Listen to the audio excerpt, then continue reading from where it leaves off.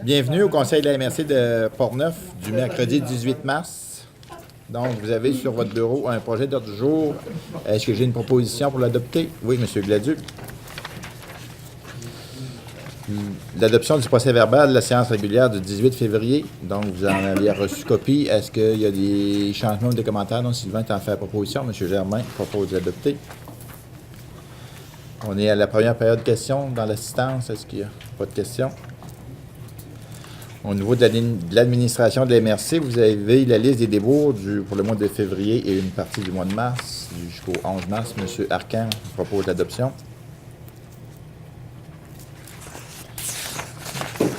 En 1.2, il y a un engagement pour le poste de technicienne en administration, technicienne administrative.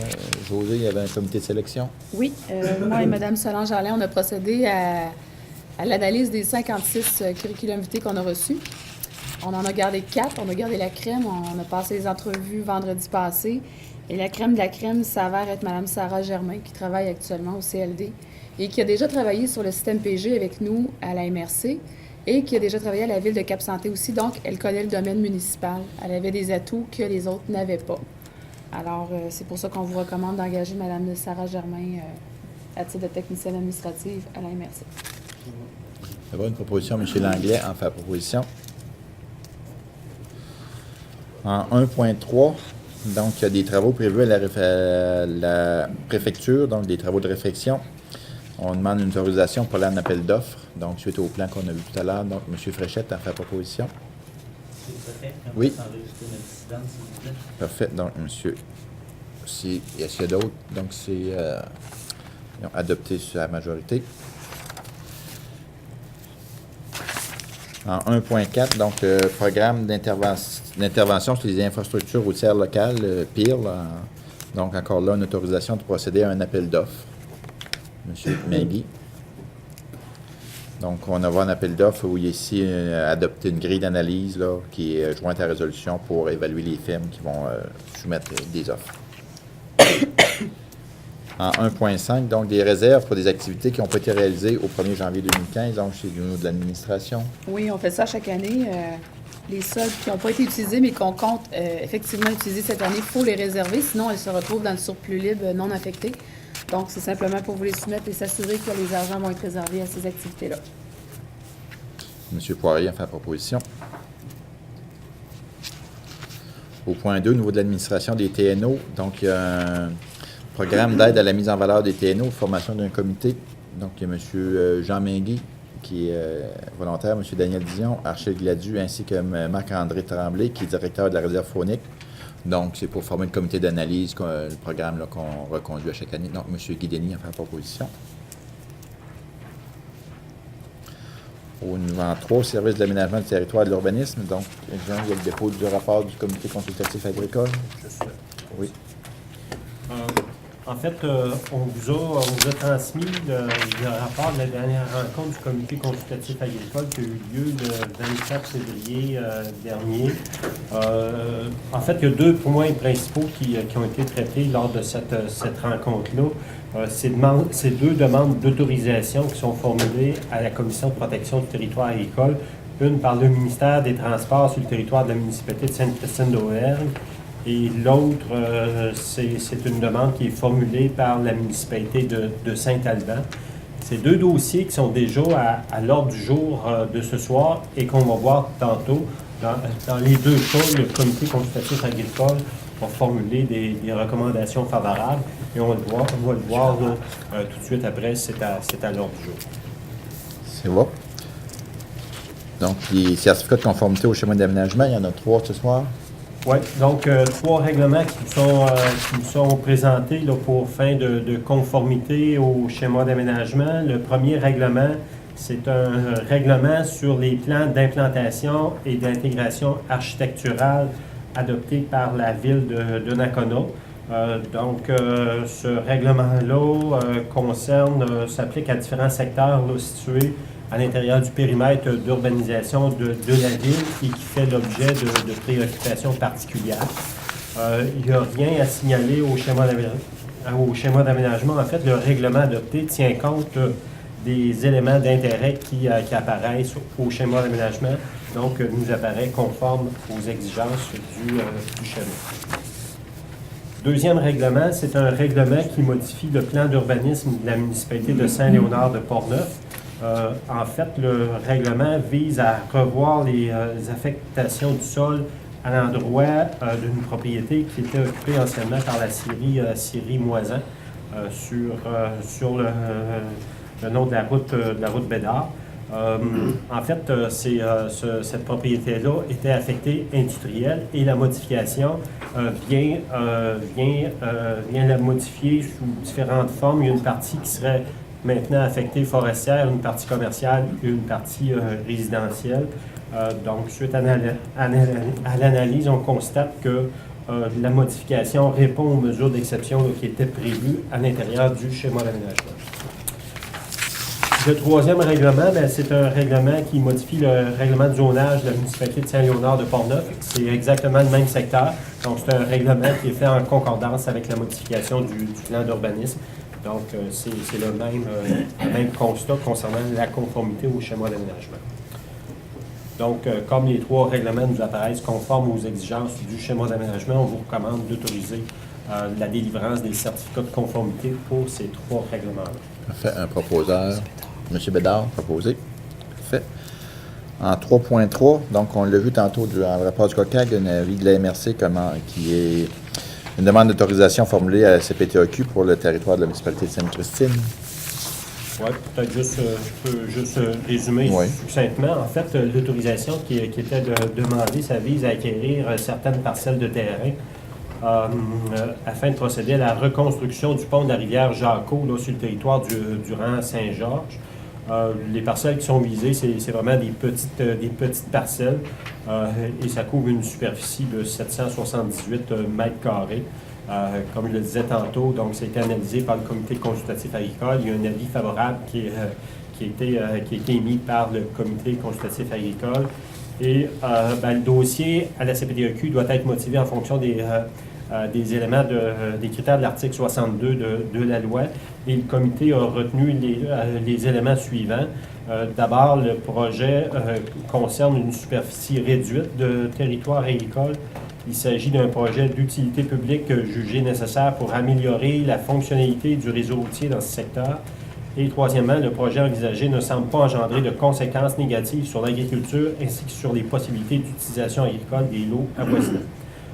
Donc, en conséquence, il vous est recommandé de transmettre une recommandation favorable à la CPTAQ et d'indiquer que cette demande-là est conforme aux objectifs du schéma d'aménagement et d'indiquer également que la demande apparaît justifiée en fonction des critères de l'article 62 de la loi. Des discussions? Non. M. Langlais propose d'adopter. En 3.4, la même procédure, mais cette fois-ci à Saint-Alban.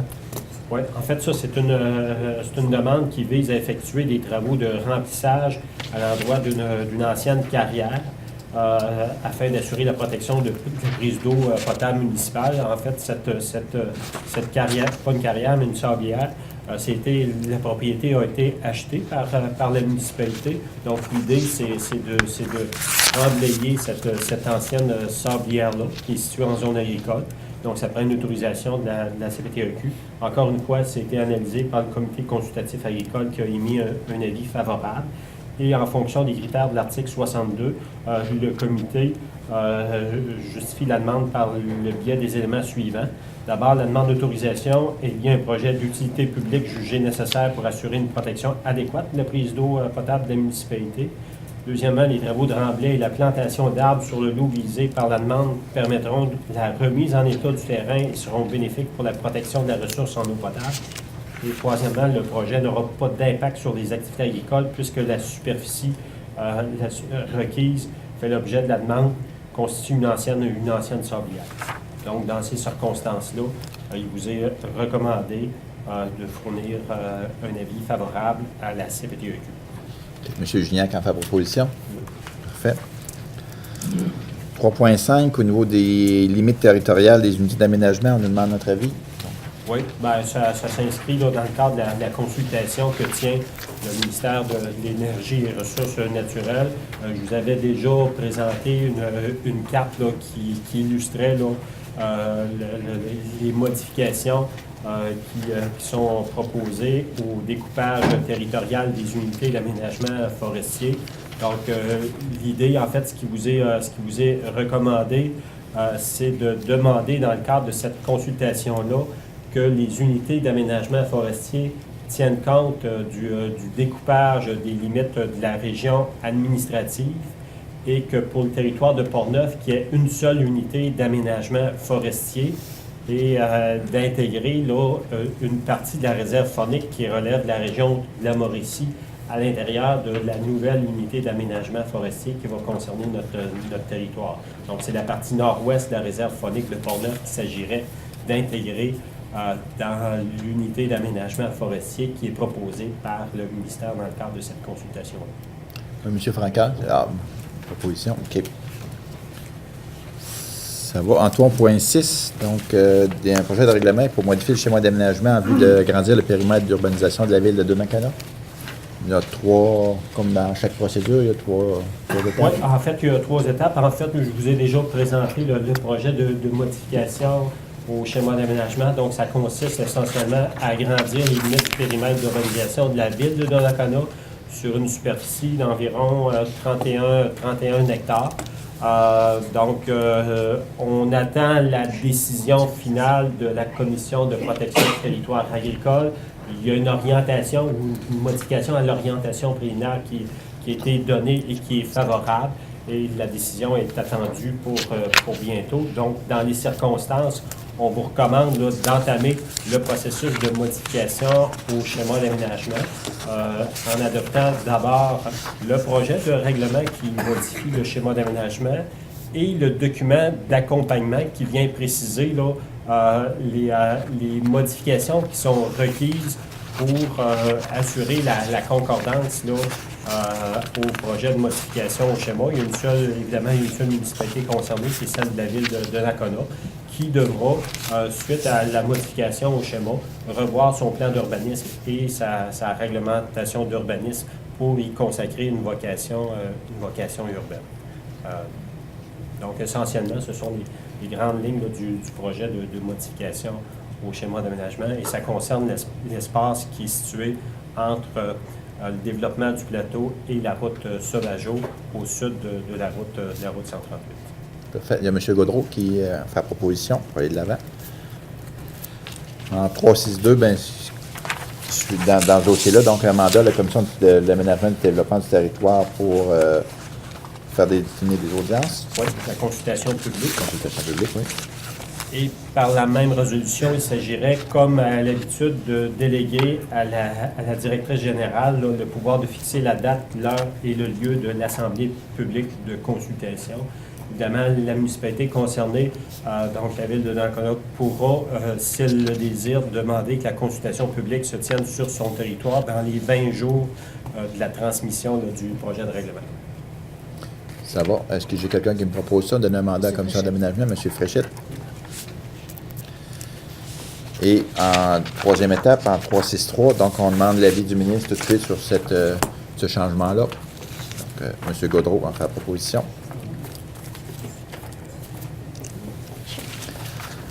En 3.7, dans le programme d'aide financière au MRC, donc il y a une reddition de compte pour l'année 2014. Est-ce que je vous présente... Non, bon, vous l'avez vu, donc il y avait essentiellement 3 projets dans notre... pour l'année 2014, donc la gestion, l'actualisation, la mise en œuvre du schéma d'aménagement, les outils Internet et la mise en œuvre du parc naturel régional de Portneuf. Donc, ça rencontre ce qu'on avait demandé au ministère. C'est ça. Est-ce que M. Arcan a fait la proposition? Donc, d'approuver le bilan-là et d'autoriser la direction générale, la directrice, à le transmettre au MAMO. En 3.8, au niveau de service de cartographie en ligne, donc il faut renouveler le contrat.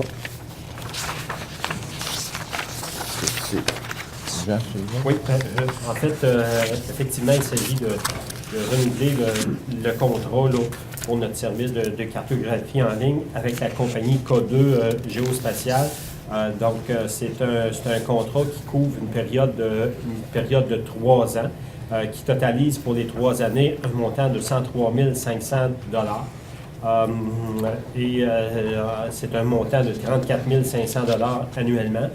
C'est payable vraiment, il y a une facture aux 3 mois qu'on doit payer là, pendant toute cette période-là.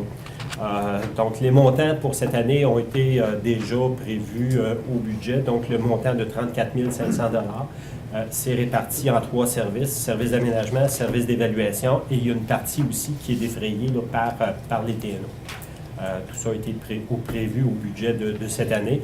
Mais évidemment, c'est une entente sur 3 ans, donc on comprend que pour les 2 prochaines années, il faudra également prévoir ces montants-là. Ça va. Donc, M. Denis Jobin qui nous propose d'adopter cette résolution-là. En 3.9, donc un règlement pour bonifier le schéma d'aménagement, cette fois-ci pour attribuer une vocation récréative au site de l'entreprise Village Nature et Plein Air du Chalet-en-Boiron. Oui, donc c'est un règlement qu'on a déjà vu. Il y avait déjà le projet de règlement qui avait été adopté. Essentiellement, ça vise à consacrer une vocation récréative là, au secteur du domaine des chalets en Boiron et de permettre que les normes de lotissement tiennent compte de la présence d'un réseau d'aqueduc ou d'égouts à l'endroit de cette propriété-là. Juste pour vous dire, la semaine dernière, on a tenu la consultation publique jeudi dernier avec la commission d'aménagement. Il y a une seule personne qui s'est présentée et c'est le propriétaire là, du domaine. Donc, il n'y a pas eu de représentation là, lors de la consultation publique.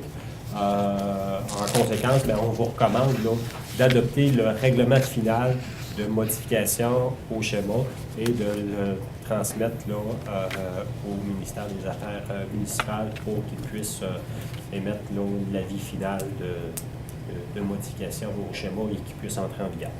Parfait. M. Langlais qui en fait proposition. En 3.10, donc, cette fois-ci, une autre édition de compte, mais cette fois-ci pour l'entente de développement culturel, des projets 2014. Oui, en fait, notre attente de développement culturel vous a déjà présenté là, la reddition de compte là, pour l'entente de développement culturel. Il s'agirait ici là, d'adopter une résolution pour accepter le dépôt de cette reddition-là et d'envoyer cette reddition-là au ministère là, de la Culture et des Communications, si vous êtes d'accord avec ce qui vous a été présenté. Parfait. Est-ce que j'ai quelqu'un qui m'a fait la proposition? M. Arcan. Et dans le cadre de cette entente de développement culturel-là aussi, donc le Fonds patrimoine et culture pour la saison 2014, on a une série de projets qui ont été recommandés par le comité d'analyse.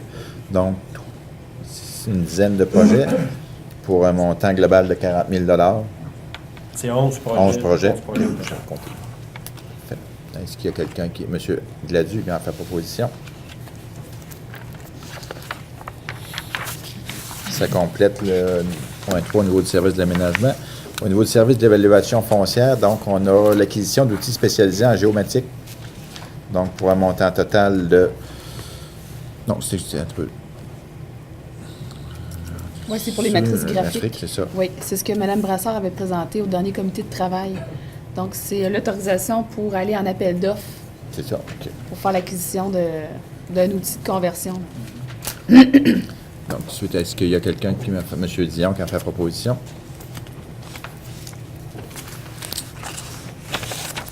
Au point 5, dans les dossiers régionaux, vous avez adopté le rapport final, donc la liste de l'ensemble des projets du pacte rural 2007-2014. Donc, il y en a plusieurs pages.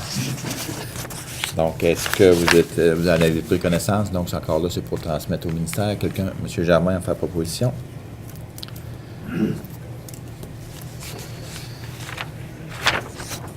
En 5.12, vous avez l'adoption du plan de travail de la nouvelle politique d'investissement du parc rural, donc 2014-2019. La MRC, encore là, c'est un document qui contient plusieurs pages qu'on a regardé ensemble, travaillé ensemble au dernier comité de travail. Est-ce qu'il y a quelqu'un qui m'en fait proposition? M. Saint-Germain.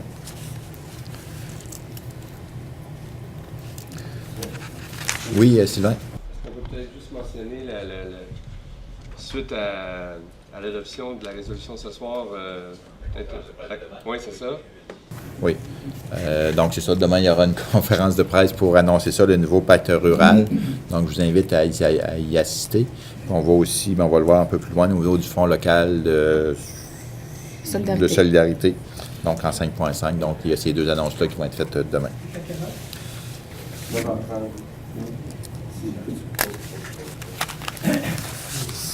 Ça va. Si on va en 5.2 au niveau du centre d'archives, donc on va autoriser la directrice générale à émettre un chèque qui couvre les frais pour la réalisation de niveau lecteur des états financiers du CAP pour un montant maximum de 800 $. Donc, suite aux discussions qu'on a eues aussi en comité de travail, je pourrais aller un peu plus avant dans ce dossier-là. M. Mengui en fait proposition. En 5.3, donc une aide qu'on fait chaque année au montant de 10 000 $ au niveau de la FASAP. Est-ce qu'il y a quelqu'un? M. Bédard en fait proposition.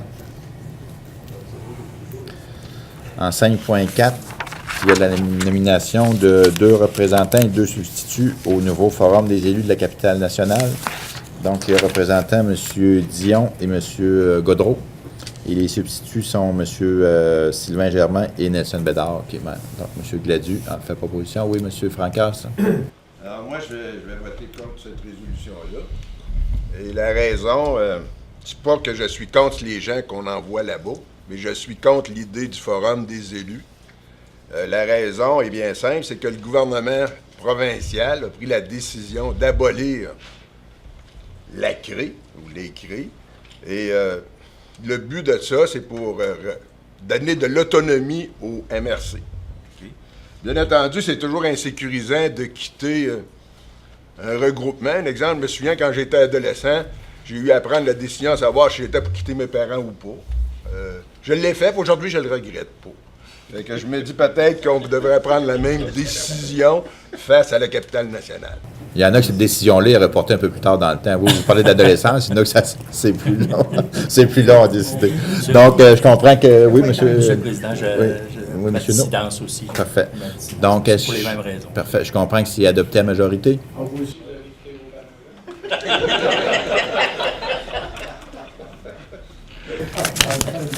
OK, si on va en 5.5, au niveau de donc, ce qu'on a évoqué tout à l'heure, le Fonds local de solidarité, contribution de la MRC pour un montant de 250 000 $. Oui. Parfait. Donc, on va noter au procès verbal. Donc, c'est une contribution de la MRC au montant de 250 000 $ qui vient faire un effet de levier avec le fonds FTQ. Mais c'est quoi le fonds de... Donc, pour 250 000, le fonds de la FTQ va mettre 750 000, ce qui va faire un montant d'1 million pour soutenir les entreprises, les entrepreneurs dans Port-Neuf. Donc, est-ce qu'il y a quelqu'un qui m'en fait la proposition? M. Arcan? Juste pour nous modifier, par rapport à l'invitation que M. le Préfet vous a fait il y a quelques instants, demain matin, justement, on convie tout le monde à être ici à 9h30. C'est une conférence de presse commune pour annoncer et la création du Fonds local de solidarité pour Port-Neuf et également pour les nouveaux critères, les nouvelles modalités du pacte rural. Et à cette occasion-là, évidemment, M. le Préfet va être présent. M. Jean-René Laforêt, directeur général des fonds locaux de solidarité de la FTQ, et M. Richard Lehoux, président de la Fédération québécoise des municipalités, de la FQM, qui va être ici également. Donc, l'invitation est relancée là, demain matin, 9h30, ici même, dans la salle des maires de la MRC. Ça va? En 5.6, donc, Genessard Portneuf demande de participation financière pour le gala des bénévoles 2015, donc un montant de 1500 $. M. Jobin qui en fait proposition. Et une autre demande, cette fois-ci, de la Société d'horticulture et d'écologie de Portneuf, donc un montant de 3 000 $ pour les aider pendant la saison 2015. M. Gaudreau qui en fait proposition. On s'est rendu au point 6 dans nos rapports des comités et des commissions. Au niveau de la commission de l'aménagement et du développement du territoire, on a vu qu'on a... Oui, je peux peut-être juste faire un petit topo rapidement. Donc, la semaine dernière, on a tenu la consultation publique sur 2 projets de règlement qui modifiaient le schéma d'aménagement. Il y a celui du domaine des chalets en bois rond. Donc, je l'ai dit, il y avait juste le propriétaire qui s'est présenté. Et il y avait aussi, là, concernant l'entreprise Sable Marco, Là non plus, il n'y a pas eu personne là, qui s'est présenté là, par rapport à ce dossier-là. Tout simplement pour vous dire que par rapport à ces deux projets de règlement-là, on a eu la semaine dernière les avis du gouvernement sur la conformité de ces deux projets de règlement-là. À l'égard du domaine des chalets en Boiron, on a eu un avis de conformité qui était favorable. Et à l'égard de la modification qui était faite à l'endroit de l'entreprise Sable Marco, on a eu un avis défavorable. Donc là, il faut regarder les moyens d'assurer la conformité par rapport aux orientations gouvernementales. Et ça, on va discuter également là, avec l'entreprise Sable Marco, le MAPAC, pour voir une façon d'assurer la conformité aux orientations gouvernementales. Il se peut qu'il y ait des modifications là, au règlement avant qu'il soit adopté là, en finale. C'est ce qui a été discuté lors de la commission. Parfait. Au niveau de la Commission du développement social et économique, il n'y a pas eu de rencontre. Commission de l'environnement. Oui, nous avons eu une réunion le 19 février dernier. Il y a quelques dossiers qui ont été discutés, dont entre autres la cartographie des milieux humides qui a été réalisée par Canard Illimité. Alors, c'est la cartographie finale qu'on a eue des milieux humides réalisés par Canard. Ça a été remis à la MRC. Les documents remis comprennent la cartographie des milieux humides sur le territoire de la MRC de Portneuf, qui était couvert par l'étude, un rapport de présentation, les photos terrain et aériennes de cette étude-là. Alors, les étapes de la réalisation, il y a eu recherche et analyse du territoire, reconnaissance aérienne, premier balayage complet du territoire, vérification des données avec des intervenants de la région, campagne de validation de terrain, deuxième balayage complet. Alors, vous comprendrez que c'était une étude vraiment poussée, vraiment pointue par rapport au milieu humide de la MRC de Portneuf. Toutefois, ces données n'ont aucune valeur légale. Ça ne se substitue pas aux caractérisations terrain. Ceci étant dit, c'est que dorénavant, et puisque ça va être versé au schéma, on va être en mesure, si jamais il y a un développement, s'il y a des choses qui veulent être effectuées dans un secteur de la MRC, ça pourrait être une indication précise à savoir avant d'aller là ou de trop y aller en développement qu'on a peut-être affaire à un milieu humide. Aussi précisant en terminant sur ce point, il y a une présentation des résultats de la cartographie des milieux humides qui sera faite dans un prochain comité de travail au maire de la MRC. Il y a eu aussi une problématique d'écoulement dans le secteur du lac Henry à Pont-Rouge. Or, essentiellement, c'est un pont privé. Il y a des gens qui se sont construits d'un côté de la rivière et c'est un privé qui a fait construire le pont. Alors, il y avait eu des plaintes par rapport à la solidité de ce pont-là.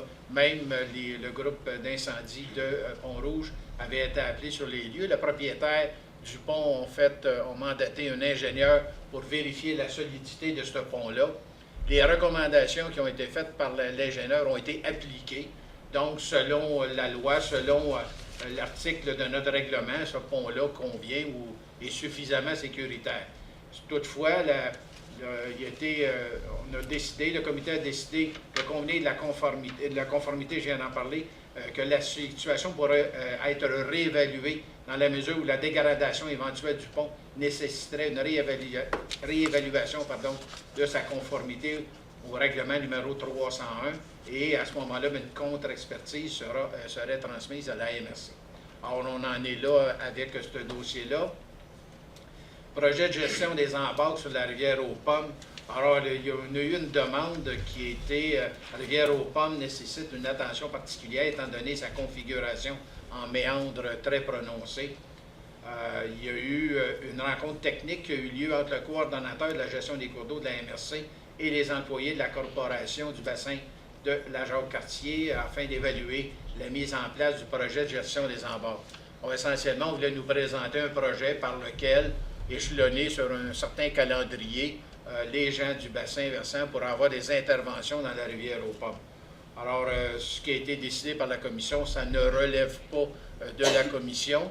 Toutefois, dans le cadre de l'environnement, dans le cadre du fonds des cours d'eau de la MRC, si la procédure habituelle est demandée et appliquée, la MRC ne peut s'impliquer en profondeur dans le projet, mais pourra recevoir des demandes individuelles conformément à notre politique. Et le dernier point, le retrait des roches sous le pont Chalifour à Saint-Raymond. Alors, M. Dion, maire de Saint-Raymond, nous a informé la Commission que le ministère du Développement durable, de l'Environnement et de la lutte contre les changements climatiques a émis un avis favorable à la demande de retrait des roches sous le pont Chalifour à Saint-Raymond. La demande faisait l'objet d'une procédure allégée afin d'accélérer le processus qui a quand même pris 4 mois à être rendu. Alors, ça fait le tour du procès-verbal, M. le Préfet. Merci. Si on va au niveau de la commission de l'administration, à ma connaissance, je n'ai pas eu de rencontre. Au niveau du rapport mensuel du CLD, Sylvain? Oui, ce que je peux peut-être mentionner, la dernière rencontre du conseil d'administration du CLD de Portneuf a eu lieu le 24 février dernier. Bon, évidemment, là, comme à chacune des réunions, là, un portrait de où on était rendu, les états financiers en date de la fin janvier a été présenté. On a parlé d'un montant, d'un revenu d'intérêt qu'on va justement discuter en comité de travail éventuellement. Un revenu d'intérêt qui a été réalisé grâce à la saine gestion qui a été fait des sommes du pacte rural 2007-2014. Donc c'est un montant, un revenu de 58 990 $. Et on a travaillé une proposition qui va être déposée là, éventuellement à la MRC qu'on va discuter prochainement.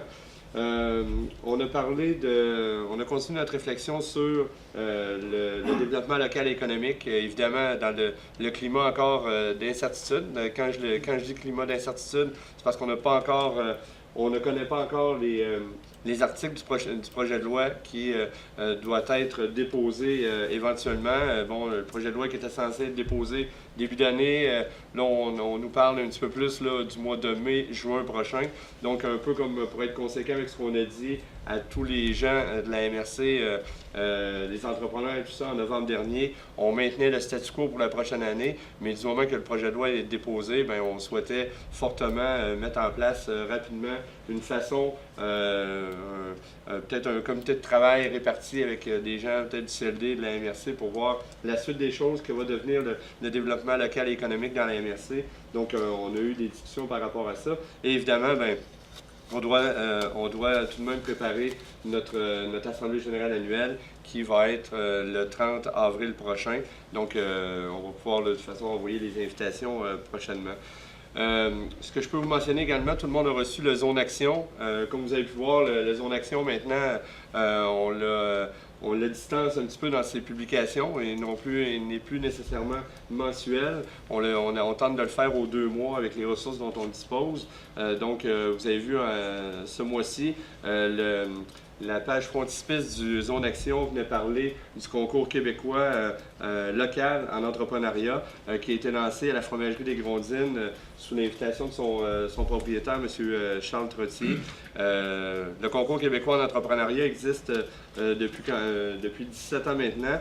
Dans Portneuf, c'est le CLD, la SADC, la Commission scolaire de Portneuf et Carrefour Jeunesse Emploi de Portneuf qui chapeautent, qui s'unissent pour organiser le gala.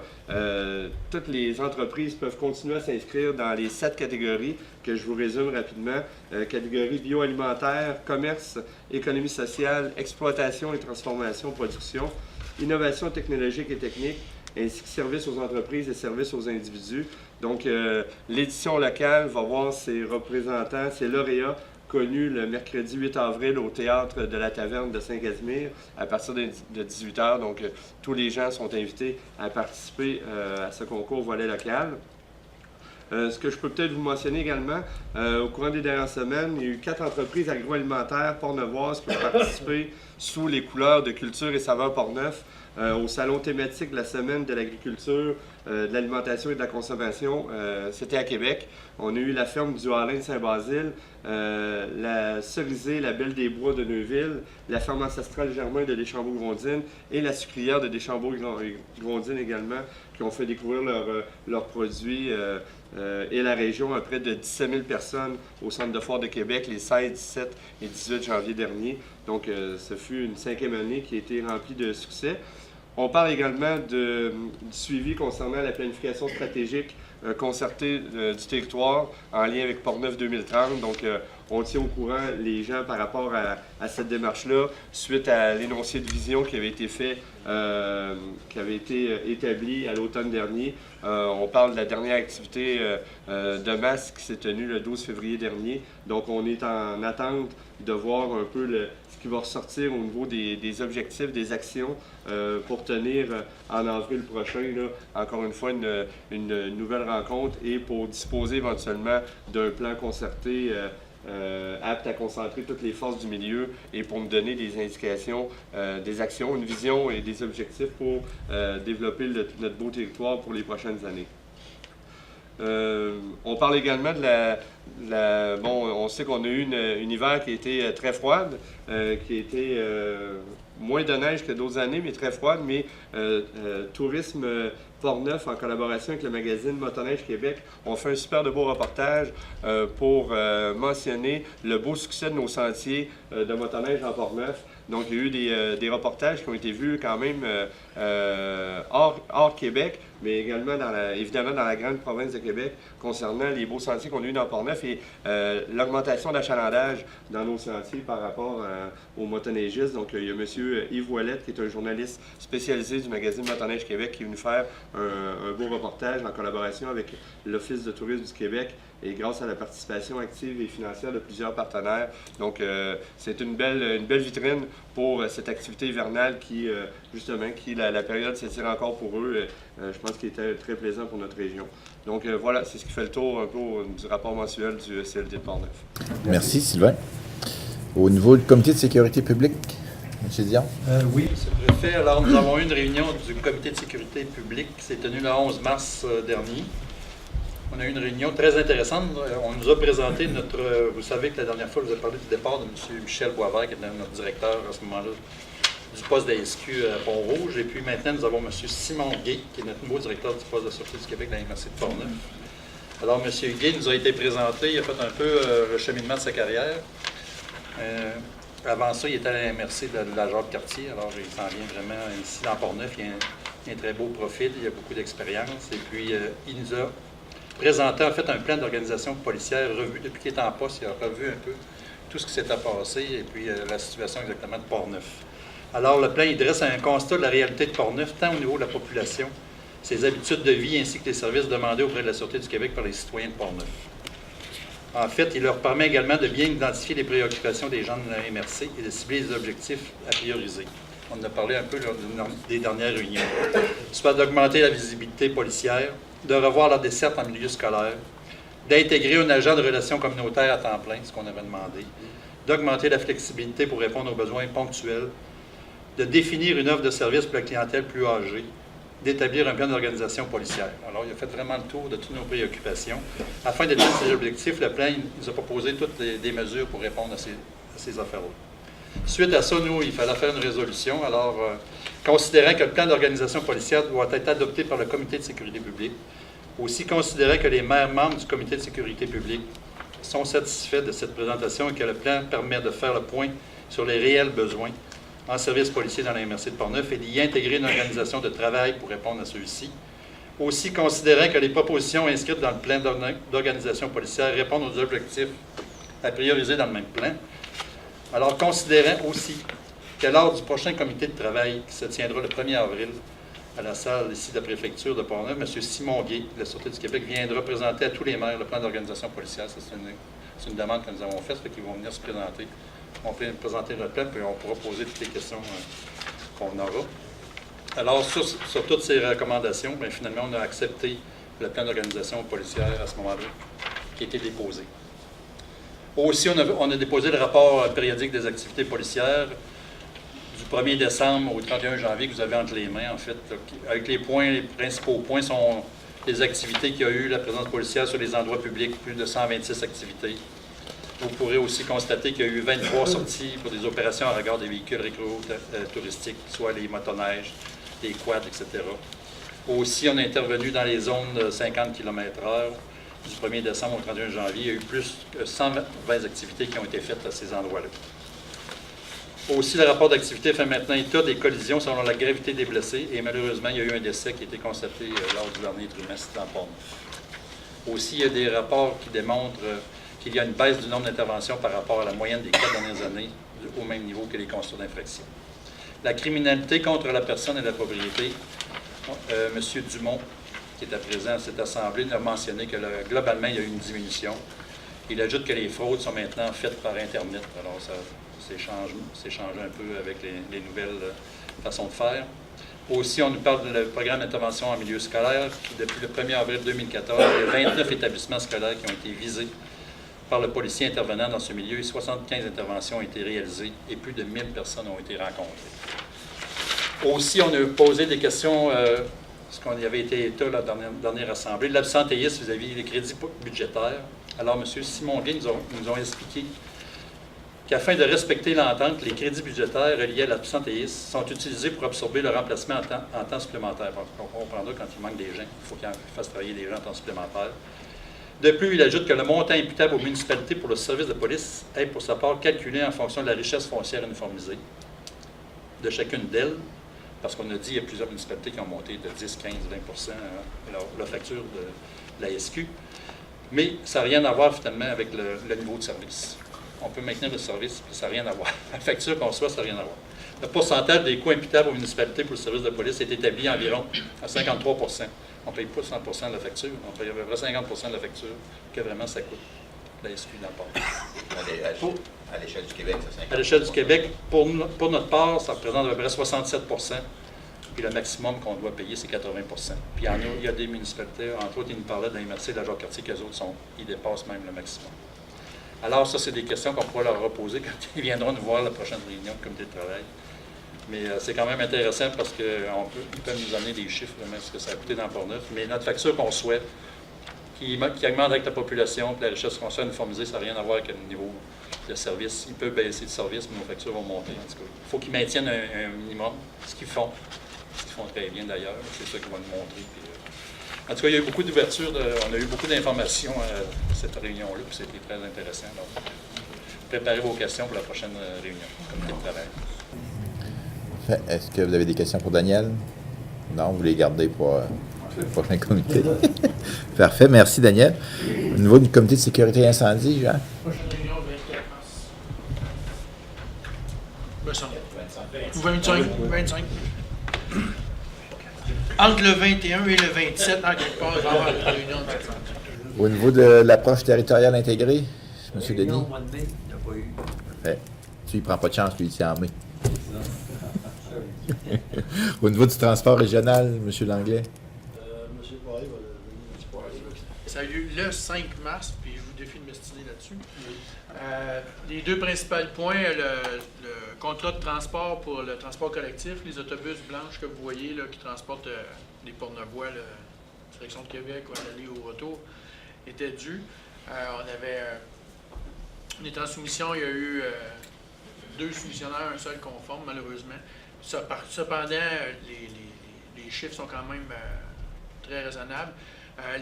L'excellente utilisation, l'achalandage qu'il y a dans ces services-là a permis de demander des autobus plus gros, qui peuvent contenir plus de personnes, donc qui aident puis ont augmenté la qualité. Donc, au niveau du confort des usagers, le confort va être supérieur dans les prochains autobus. Puis ça ne nous coûtera pas vraiment plus cher parce qu'étant donné qu'il y a plus de capacité, on va être capable d'accueillir plus de monde et de donner un meilleur service. C'était un des points. L'autre point, on a eu des discussions là, par rapport aux normes du ministère là, qui demandent à la corporation d'utiliser ses surplus dans les prochaines années. On se questionnait un petit peu parce qu'on a reçu souvent le chèque du ministère 9 mois après que l'année ait commencé ou 3 mois après que l'année ait commencé avec aucune certitude de budget avant que l'année soit déjà entamée. Puis nous, avec les contrats des transporteurs, on doit être capable de garantir un minimum de mois. C'est normal que tu ne peux pas mettre un contrat, faire un contrat en une journée, tu as une période. Fait que ça peut mettre la Corpo dans des situations un peu compliquées. Fait qu'on a hâte de voir qu'est-ce que ça va faire dans les prochains mois. Fait que c'est des questionnements qu'il y avait. Pour le reste, ça se sont. M. Poirier, est-ce que c'est le même transporteur qui a eu le contrat? C'est le même transporteur qui a eu le contrat. D'autres questions? Sinon, merci pour le rapport. On arrive à la Régie régionale de gestion des matières résiduelles, M. Gaudreau. Simplement pour vous informer, allons tenir une conférence de presse le 31 mars prochain afin de faire le bilan 2014. Parfait. Vous avez dans les affaires nouvelles, en 7.1, cessation des services de maternelle dans la commission scolaire de Portneuf. Donc, ça concerne les services maternels à l'école Saint-Charles-les-Grondines et à Saint-Alban. Donc, comme c'est une résolution qu'on a vue tantôt, je peux vous en faire un résumé. Donc, quelques considérants. La commission scolaire de Portneuf envisage de supprimer le service de maternelle de Saint-Charles-les-Grondines et de Saint-Alban à compter de l'entrée 2016 sans une vision globale des besoins des municipalités. Considérant que le conseil de la MRC est très préoccupé par l'impact qu'auront sur nos milieux les fusions annoncées des commissions scolaires. Considérant que le ministère de l'Éducation subventionne les deux maternelles, aucune économie réelle et récurrente n'est démontrée. Considérant que cette coupure signifie que les élèves concernés seront obligés de se rendre de façon aléatoire dans les 5 écoles du secteur ouest selon les places disponibles, donc retirés de leur milieu avec d'importantes distances de transport. Le conseil de la MRC déplore l'absence de consultation publique qui englobe l'ensemble du territoire et que chaque décision prise à la pièce par la commission scolaire peut avoir un impact majeur en freinant le développement de l'une ou l'autre des municipalités, donc éventuellement de l'ensemble de la MRC. Et considérant que le conseil est préoccupé par les effets négatifs que pourrait avoir ce transfert sur les jeunes familles de ces municipalités et la qualité de vie des enfants. Considérant aussi que d'autres milieux pourraient vivre une situation similaire dans un avenir rapproché. Donc, il est proposé que le conseil de la MRC de Portneuf appuie les deux conseils d'établissement des écoles ci-haut mentionnés pour l'arrêt immédiat de la démarche entreprise. Que le conseil de la MRC, que le conseil demande le maintien intégral du service subventionné des maternelles. Que le conseil de la MRC mandate M. Denis Landois, préfet, afin de représenter la MRC lors de la séance des commissaires du 25 mars 2015 pour trouver une avenue qui englobera l'ensemble du territoire de Portneuf de concert avec tous les intervenants. Que le conseil demande au directeur général de la commission scolaire une rencontre d'urgence entre les maires de Saint-Alban, Deschambault-Grondines et le préfet pour discuter des avenues à envisager afin de solutionner le problème et qu'une copie de cette résolution soit transmise à M. François Blais, le ministre de l'Éducation, à M. Michel Matt, député de Portneuf, M. David Montminy, président du conseil des commissaires de la commission scolaire, et à M. Jean-Pierre Soucy, directeur général de la commission scolaire. Donc, ça résume un peu la situation. Est-ce qu'il y a une proposition pour aller dans ce sens-là? Oui, M. Mengui. Est-ce que vous avez d'autres points que vous voulez discuter? Oui, M. Sylvain. Je vais avoir 3 petits points. Écoutez, le premier point, je prends quelques instants pour vous informer. Vous avez peut-être appris la nouvelle. Nous, on a appris la triste nouvelle cette semaine du décès de M. Georges Marcoux. M. Georges Marcoux, qui était maire de la paroisse des Écureuils de 1959 à 1967, jusqu'à la fusion en 1967 de la paroisse des Écureuils avec la ville de Donnacona. M. Marcoux est décédé à l'âge de 99 ans et 6 mois.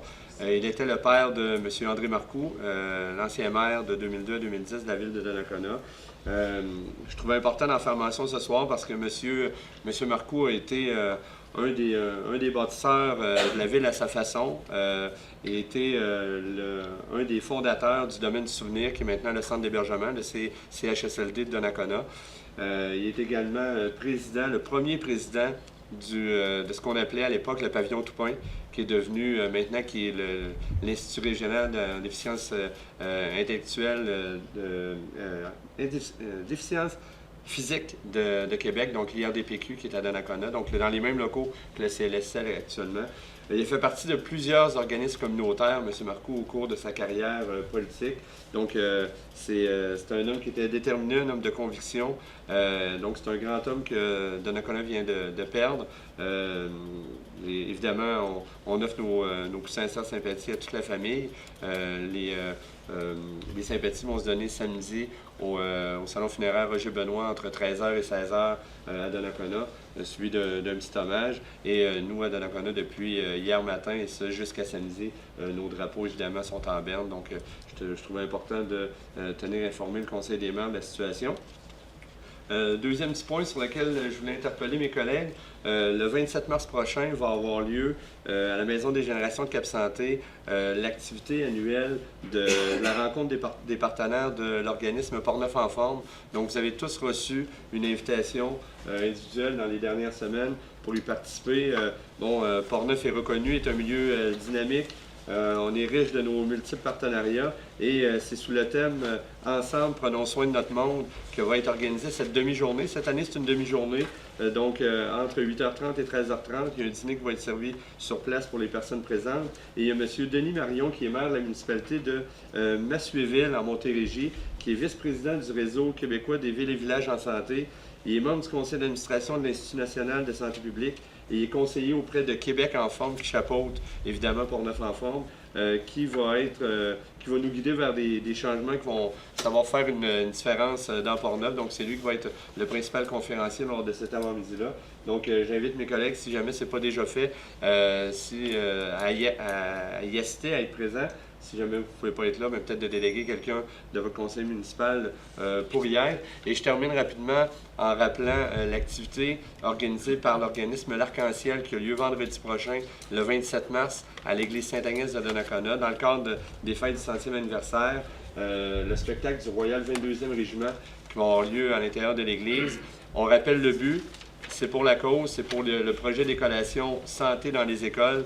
Donc, dans l'ensemble des écoles primaires de la MRC de Portneuf, il y a des collations santé qui sont offertes à chaque année, à chaque jour en fait, à bon nombre d'élèves qui malheureusement vivent dans des contextes de vulnérabilité. Donc, l'Arc-en-Ciel va être en mesure de remettre l'ensemble de leurs profits de cette activité-là au projet Collation Santé. Donc, on invite la population, c'est 25 $ le billet. Les billets sont en vente, entre autres, dans les pharmacies à Saint-Raymond, à Pont-Rouge et à Donnacona. Donc, l'invitation est lancée en grand nombre pour qu'on puisse faire de cet événement-là un grand succès. Merci bien tout le monde. Merci Sylvain. Monsieur Arcan? Deux petites choses. Je voudrais juste revenir sur la résolution qu'on vient de passer concernant la commission scolaire dans le cas des maternelles à la municipalité de Saint-Alban et du secteur de Grondines. Alors, on a convenu, M. No et moi, d'essayer de rencontrer le directeur général de la commission scolaire, M. Soucy, avant la réunion du 25, en autant que faire se peut. Les discussions semblent tourner en rond un peu, et puis peut-être que d'avoir d'autres intervenants dans les discussions, tout en gardant à l'esprit que peu importe les discussions, peu importe, c'est le bien-être de nos enfants et s'assurer que nos enfants pourront continuer à avoir leurs instructions dans leur milieu. Alors ça, je pense que c'est important, je veux le préciser à ce point-là, et puis on veut aller de l'avant, mais c'est une approche positive qu'on veut avoir dans ce dossier-là. L'autre dossier, c'est plus au niveau des MRC, où on sait que le gouvernement, sur le point, c'est déjà fait dans certaines lois qui ont été passées. Au niveau de la gouvernance de proximité, les MRC vont avoir de plus en plus de rôle extrêmement important à jouer dans leur milieu, ce qui est revendiqué par les différentes unions, mais surtout la FQM depuis longtemps. Alors, il va y avoir le sommet des régions, le 3 et 4 juin prochain. Bien sûr, le préfet, on demande aussi qu'il y ait peut-être 2 représentants par MRC. Alors là, les discussions par rapport de quelle façon au niveau de la Fédération québécoise des municipalités, de quelle façon nos milieux, là, nonobstant les unions, de quelle façon on va falloir, ne serait-ce qu'au niveau du pacte fiscal, par exemple, qui va être un des dossiers les plus importants à traiter, qu'on puisse le faire le plus rapidement possible. Donc, je vais vous revenir là-dessus. Je sais que c'est en juin, mais c'est quand même, je vous recommande de lire les documentations, les courriels qui sont envoyés de façon régulière par rapport à la position des unions municipales. Merci. Merci, M. Arcan. M. Jobin, peut intervenir. Oui, des points d'information. Vous savez, la loi 10 qui va, au niveau de la santé, là, va modifier l'organisation et la gouvernance du réseau de la santé et des services sociaux, notamment par l'abolition des agences régionales. Donc, le C3S de Donnacona, le 23 mars, va souligner ces 15 ans-là d'opération sous cette forme-là, mais aussi, puisque c'est déjà au 1er avril que va se mettre en place ce qu'on appelle les CIU3SCN, c'est-à-dire les centres intégrés universitaires des services de santé sociaux de la capitale nationale. Alors, je vais y participer comme faisant partie du conseil des partenaires des centres de services de santé et services sociaux.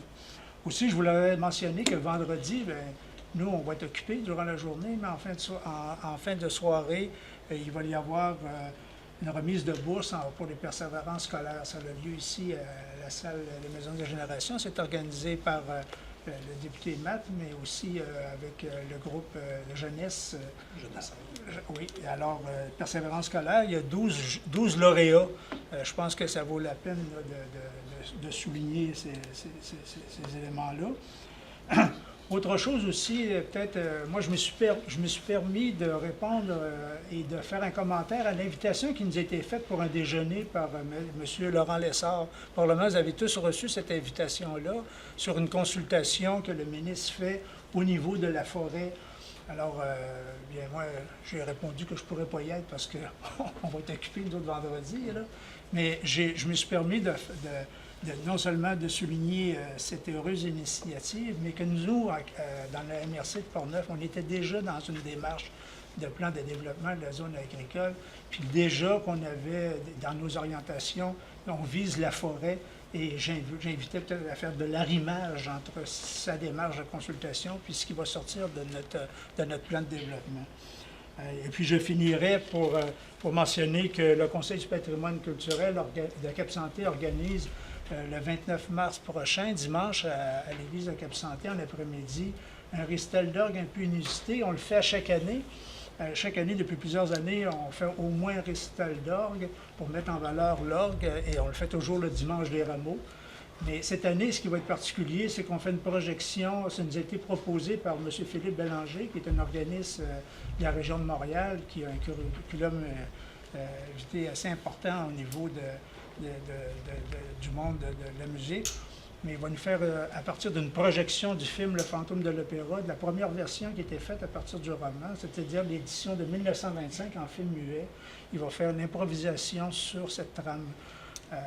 Improvisation à l'orgue, projection sur écran géant à l'église de Cap-Santé. Donc, on voulait sortir des sentiers là-dessus. Je vous en fais l'invitation. Les entrées sont à 15 $ puis gratuites pour les 12 ans et moins. Merci tout le monde. Merci, M. Leblanc. M. Dion. Oui, deux petites annonces que j'ai à vous faire. Saint-Raymond fait partie des municipalités en nomination pour le concours Radio-Canada Géo plein air. Alors ça fonctionne finalement. On fait partie des 35 municipalités en nomination dans toute la province de Québec. Et puis, le gagnant, finalement, ça marche par des votes sur le site Internet. Alors, il faut aller sur le site geopleinair.com et puis vous votez pour Saint-Raymond, naturellement. Parce que c'est nous qui représentons le comté de Portneuf. Il y a un prix à gagner de 8 500 $ par les gens votants. Puis, c'est celui qui va avoir le plus de votes qui va gagner, en fait. Puis, à ce moment-là, on va être dans la revue Géo plein air. Puis, c'est un bon coup, je pense, pour le comté de Portneuf. Aussi, le 30 mars, on va faire une conférence de presse à Saint-Raymond pour annoncer que le camp Portneuf, qui devient la propriété d'un organisme de Saint-Raymond. Alors, c'est fait, ça, puis on va annoncer en quoi ça consiste. Il va être en opération cet été. Et puis, en fait, on redonne le camp Portneuf aux gens de Portneuf, parce qu'il n'a jamais été utilisé vraiment par des gens de Portneuf. Il était utilisé par la base Saint-Sacrement, etc., des gens de Sainte-Foy. Puis, on le redonne aux gens de Portneuf. Alors, vous êtes tous bienvenus avec vos enfants au camp Portneuf. On va voir un peu ce qu'il va avoir, la programmation, etc. Puis, on va annoncer ça le 30 mars avec les journalistes. Merci. Merci. D'autres? Oui, M. Fréchette. Bon, pour une fois qu'on a quelque chose à Saint-Uribe, donc le 19 mars, pas le 19 mars, 19 avril, excusez-moi, il va y avoir le brunch annuel de style cabane à sucre à Saint-Uribe, donc vous êtes tous les bienvenus. C'est quelque chose qui se veut pour la fabrique. Tous les profits vont à la fabrique, donc c'est à 11h le matin, aller jusqu'à 4h l'après-midi. Il va y avoir danse en après-midi, puis quelque chose agréable comme la tire sur la neige et ces choses-là, parce que c'est style cabane à sucre. Donc vous êtes tous les bienvenus. Je vous remercie. Merci, M. Fréchette. D'autres interventions? Ça va, donc merci de votre présence. Puis on se voit le mercredi au 1er avril pour notre comité de travail et le 15 avril au Conseil des représentants.